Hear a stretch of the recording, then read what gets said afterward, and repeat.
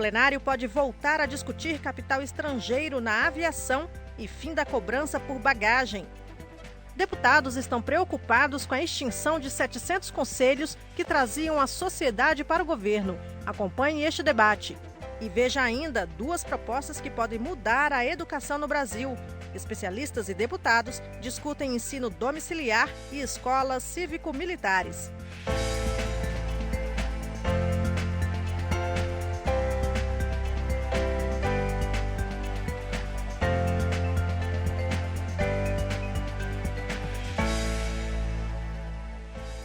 Proposta em destaque na agenda do plenário, revê a cobrança por bagagens em viagens aéreas. Outras mudanças no setor podem voltar à pauta esta semana. A semana no plenário da Câmara começa com 7 medidas provisórias à disposição para serem votadas pelos deputados. A primeira delas é a que libera que estrangeiros sejam 100% donos de empresas aéreas brasileiras. Hoje só podem ter 20% das ações com direito a voto. Além disso, deputados e senadores incluíram 2 novidades nesse texto. É que as empresas aéreas terão que voltar a permitir que cada passageiro leve uma mala gratuitamente. E outro é que pelo menos 5 em cada 100 voos de cada companhia precisarão ser para cidades no interior do país. A segunda medida provisória da fila é a que cria uma empresa pública para administrar a infraestrutura voltada à navegação aérea do país, que deixará de ser atribuição da Infraero. A terceira MP é a que dá mais tempo para produtores rurais aderirem ao programa de regularização ambiental. Esse prazo tinha encerrado no fim do ano passado, mas parlamentares ligados ao setor rural querem que seja ampliado. Alguns estados já fizeram o CAR, que é o Cadastro Ambiental Rural, onde nós, produtores rurais, apresentamos quais são os itens e as áreas da propriedade que ainda não estão regularizadas, para depois realizar o PRA, que é o Programa de Regularização Ambiental. O que a gente está fazendo é que, como mais de 15 estados ainda não conseguiram cumprir o CAR, que é a primeira etapa, a gente precisa, obviamente, ampliar o prazo do PRA para que os produtores tenham tempo de regularizar suas áreas. As outras medidas provisórias da fila de votação aqui do plenário da Câmara são a MP 868, que facilita a privatização das empresas públicas de saneamento básico, e a MP 869, que cria a Autoridade Nacional de Proteção de Dados, órgão com autonomia para decidir sobre a proteção de dados pessoais e segredos comerciais e industriais no país. Ainda tem a MP 870, que mudou a estrutura do governo federal depois da posse do presidente Jair Bolsonaro. O texto é considerado polêmico porque, além de fundir ministérios, mexe com a responsabilidade de alguns serviços, como o controle das atividades financeiras, o atendimento aos indígenas ou a política industrial. Houve até uma tentativa de votar essa medida provisória semana passada, mas não foi possível porque a votação de MPs precisa seguir a ordem numérica. O presidente da Câmara, deputado Rodrigo Maia, disse que é possível que essa reestruturação do governo seja votada antes que perca a validade, em 3 semanas. Mas, para isso, deputados aliados ao governo vão precisar se unir.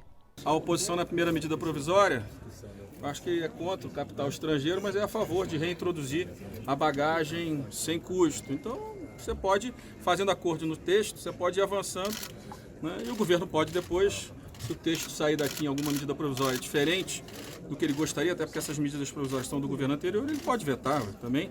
Não tem tanta dificuldade agora, tem que organizar.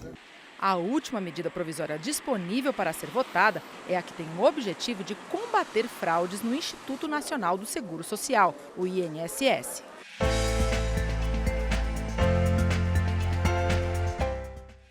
O governo federal extinguiu em abril mais de 700 conselhos que acompanham políticas públicas com a participação de representantes da sociedade. A decisão foi tema de debate na Comissão da Pessoa com Deficiência. A secretária nacional dos Direitos da Pessoa com Deficiência veio à Câmara dos Deputados garantir que o conselho, formado por representantes do governo e da sociedade para formular políticas do setor, não vai acabar. O CONAD é um conselho ativo há muito tempo. E nós já preparamos, não se trata de uma recriação, apenas uma reestruturação do conselho.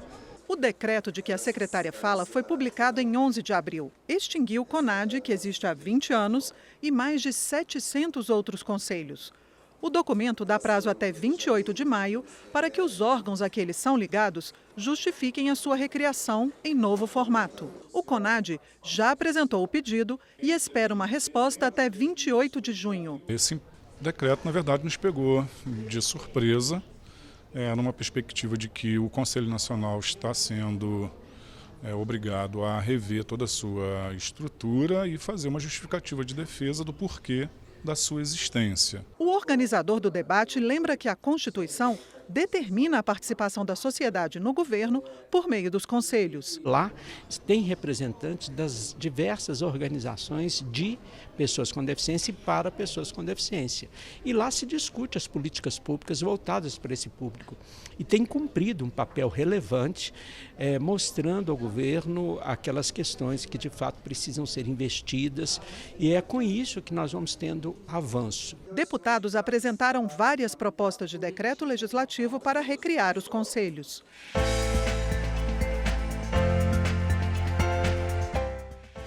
O Legislativo tem prazo até o início de 2020 para tomar uma decisão sobre a Lei Candir. O debate está sendo feito. É melhor mudar a compensação, reduzir o impacto ou reverter totalmente esse mecanismo de estímulo às exportações? A Lei Candir, aprovada em 1996, foi criada com o objetivo de estimular a produção e as exportações. Ela acaba com o pagamento do Imposto sobre Circulação de Mercadorias e Serviços, o ICMS, para exportações de produtos primários e semi-elaborados. Para compensar os estados pela perda de arrecadação, a lei previa um sistema de ressarcimento. Mas a União nunca repassou mais do que 11% do valor previsto em lei. E os estados alegam que nos últimos 20 anos perderam cerca de 650 bilhões de reais. Técnicos do Tribunal de Contas da União defendem que o governo federal simplesmente não deve mais nada aos estados. Os governadores contestam este entendimento. Dizem que a dívida existe sim e precisa ser paga. O STF determinou que o Congresso vote uma saída para o impasse até o início de 2020. A Comissão de Finanças e Tributação debateu a revogação da Lei Candir e seus impactos para a economia brasileira. O deputado Reginaldo Lopes é o autor de vários projetos de lei para minimizar os impactos da Lei Candir. Os municípios e estados são primários portadores, perderam o seu principal imposto, que era o ICMS, na exportação da proteína animal, proteína vegetal e dos minérios. Então, não é por acaso que todos esses estados, Rio Grande do Sul, Rio Grande do Norte, Rio de Janeiro, Minas Gerais, Pará, Mato Grosso, estão quebrando, porque esses estados estão endividados, estão com extremas dificuldades fiscais. Portanto, nós temos que revogar a Lei Candir. Já o deputado Sérgio Souza acha que a Lei Candir não deve ser derrubada, mas defendeu que a União faça compensação aos estados por meio de lei aprovada no Congresso ainda esse ano. O governo, no Pacto Federativo, nessa nova reformulação dos tributos no Brasil, da reforma tributária, alocaria uma outra forma de compensação direta, seria inclusive transferência constitucional aos entes federados com direitos a esse recurso por conta da exportação.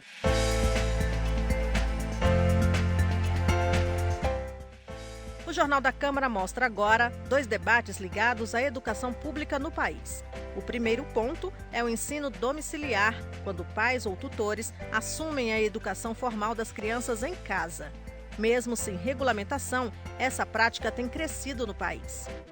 Quem defende a educação de crianças e adolescentes em casa apresenta números. A Associação Nacional de Educação Domiciliar aponta que essa modalidade de ensino está presente em mais de 60 países e que no Brasil, apesar de atingir 7.500 famílias em todas as unidades da federação, segundo a ANED, ainda não foi regulamentada. Por aqui, seriam 15 mil estudantes com idades entre 4 e 17 anos sendo educados em casa pela família. Esse número cresceu 2.089% de 2011 a 2018. Nós até acreditamos que existem muito mais, só que muitas famílias estão escondidas, temendo denúncias e temendo processos na justiça, porque muitas foram processadas. O deputado Dr. Jaziel, que é coordenador da Frente Parlamentar em Defesa do Ensino Domiciliar, conta a própria história para defender o projeto de lei que regulamenta esse modelo de educação. O deputado tinha 15 anos quando deixou o interior do Ceará para morar na capital, Fortaleza. Até a colação de grau no curso de medicina, ele enfrentou um longo caminho. Então eu cheguei com 15 anos em Fortaleza e analfabeto, nem lia nem escrevia. Então eu tive que começar os meus estudos, fiz o supletivo e aí concluí o ensino médio e fiz o vestibular para as letras, para a veterinária, para direito e depois passei para a medicina. Para a deputada professora Rosa Neide, a educação é um dever do Estado, como determina a Constituição. E qualquer mudança deve ser analisada com cautela pela Câmara. Vejo um risco muito grande em você não permitir o contato com os diferentes, porque quando é que a gente forma mesmo o caráter, aprende os princípios éticos, aprende a respeitar o outro na sua diferença, é no convívio. E na medida que eu deixo as crianças estudarem em casa apenas com os valores familiares, eu posso correr o risco de ter um adulto que não consegue socialmente conviver com quem é diferente. Outra discussão é sobre o processo de militarização de escolas públicas. Alguns estados e o Distrito Federal já começaram a aplicar o modelo criado por decreto federal. O decreto tem por objetivo promover, fomentar, acompanhar e avaliar, por meio de parcerias, a adoção por adesão do modelo de escolas cívico-militares nos sistemas de ensino municipais, estaduais e distrital, com base nos colégios geridos pelo Exército, polícias e bombeiros militares. Especialistas em educação presentes ao debate discutiram sobre a necessidade de introduzir a militarização nas escolas públicas. A escola militarizada é mais branca, a escola militarizada tem um corte socioeconômico dos estudantes que estão ali. Ela é uma escola que faz um treinamento, sim, e ela é considerada de qualidade, mas ela não informa que o capital cultural dos adolescentes e jovens é diferente da maioria dos que estão nas outras escolas públicas. Então, essa diferenciação ela é perversa. Ela cria na rede estadual, em Goiás, uma escola que é boa e outra que não é, uma que é desejada e outra que não é. Então, não é a questão dos valores cívico-militares em si, até porque eu acho extremamente empobrecedor, né? É a questão de como pensamos a escola pública e como garantimos o direito à educação de qualidade para todos. A representante da Subsecretaria de Fomento às Escolas Cívico-Militares do Ministério da Educação afirma que cada família terá o direito de escolher em que escola os filhos vão estudar. Segundo ela, a diversidade de cultura e pensamento dos jovens será respeitada e a única mudança significativa será na gestão do modelo educacional. A diferença é no método de gestão. O que o MEC vem fortalecer com essa política de implementação das escolas cívico-militar é a forma de gerir a escola, ou seja, a gestão escolar, a gestão didático-pedagógica, o padrão de ensino, tudo isso é o que o MEC vai fomentar com base nos colégios militares, porque é o que garante o sucesso para essas escolas.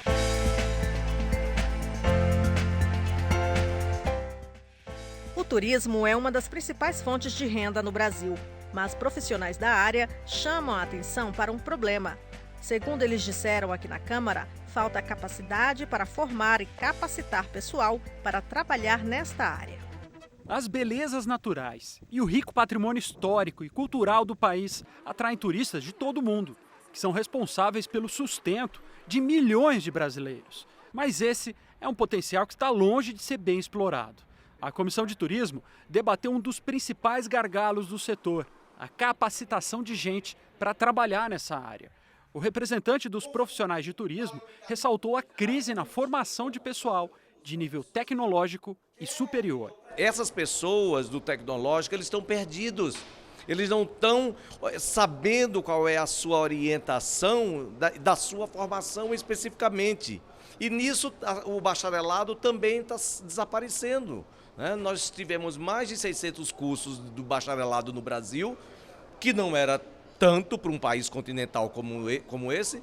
Hoje nós temos menos de 120. O deputado Leur Lomanto Júnior disse que a importância econômica e social do turismo exige um esforço de capacitação de profissionais de todos os níveis de formação. É preciso a gente criar um grande programa de capacitação profissional na área de turismo para que possa capacitar aquelas pessoas que atendem o turista diretamente, quer que seja na área de bares, de restaurantes, né, fortalecendo para que o turista, quando chega em um lugar, ele seja bem tratado. Então é importante a gente tratar o turismo com a seriedade que o turismo exige, que o turismo merece e que o turismo pode representar para o desenvolvimento do nosso país, gerando milhares de empregos e aquecendo a nossa economia.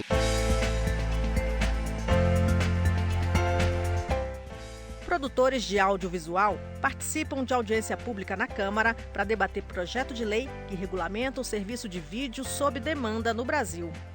A Comissão de Cultura promoveu audiência pública com representantes do setor audiovisual para debater o projeto de lei 8.889 de 2017, que regulamenta a oferta de vídeo sob demanda, ou VOD, que inclui plataformas como a Netflix, Amazon, Hulu, Globoplay, NetNow, Vimeo e YouTube, entre outras.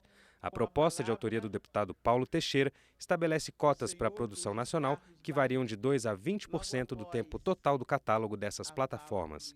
O PL institui também a cobrança de Condecine no valor de até 4% da receita bruta anual dessas empresas, que hoje em dia não pagam imposto, como lembrou o produtor de mais de 50 filmes brasileiros, Luiz Carlos Barreto. Aqui nesta lei está dito em todos os segmentos de mercado. O VOD é ou não é um mercado? Cobra ou não cobra? É uma atividade econômica ou não é? Não é uma sociedade beneficente. Ela tem, hoje, 10 milhões de assinantes, pagando mais ou menos 30 e poucos reais por mês. São 300 milhões de receita, 3 bilhões e 600 ao ano. Isso não é uma atividade comercial? Não é mercado? Outro aspecto abordado pelo projeto de lei é a questão da visibilidade, ou no jargão técnico, a proeminência dos filmes nacionais nas plataformas de vídeo sob demanda. A proposta do deputado Paulo Teixeira determina que essas empresas garantam destaque aos conteúdos brasileiros. Tem 2 filmes que eu dirigi que estão no iTunes. Você vai lá, você não acha. Você vai filmes brasileiros, não está. Mas está lá. Se você fizer uma pesquisa com o nome, você acha os 2 filmes para alugar. É como uma livraria que ela tem, não, isso eu tenho no estoque. Vai lá pegar no estoque. Mas ela não põe na vitrine. Então, se você não colocar, o público não sabe que existe. O texto do projeto de lei estabelece que 30% dos recursos arrecadados com o pagamento de Condecine pelas plataformas de VOD sejam revertidos à produção de conteúdos audiovisuais nos estados da região Norte, Nordeste e Centro-Oeste, as chamadas cotas regionais. A gente sabe que foi preciso garantir as cotas regionais, que é uma ação afirmativa, para apontar aí uma possibilidade de reequilíbrio nessa concentração de recursos que se mantinha ali no eixo Rio-São Paulo. Do mesmo jeito, a gente vai precisar construir ações afirmativas no audiovisual para a garantia das produtoras vocacionadas para o audiovisual negro. Você tem um filme nacional que ele não fica mais do que uma semana, e mesmo assim nós temos assim uma imagem do filme nacional sendo coletado. Você vê na Netflix, por exemplo, você não vai ver o filme nacional na Netflix. É muito raro você ver um filmezinho nacional, então não é possível. Então exatamente essa regulamentação vai trazer muito mais tranquilidade para o mercado brasileiro. Esta edição termina aqui. Para mais informações ou para rever as nossas reportagens, acesse www.câmara.leg.br. O Jornal da Câmara volta amanhã. Até lá!